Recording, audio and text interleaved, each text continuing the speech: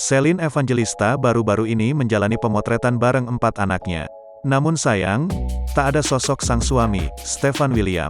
Hal ini kemudian memicu rasa penasaran netizen soal nasib rumah tangga Celine dan Stefan.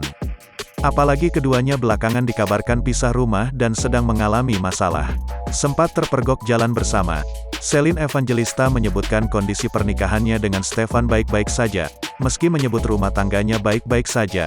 Namun Celine menyebut anak-anaknya kini ikut dengannya. Ia juga mengungkap soal, whatever will be. Will be, apapun yang terjadi, terjadilah, tanpa menjelaskan apa maksudnya.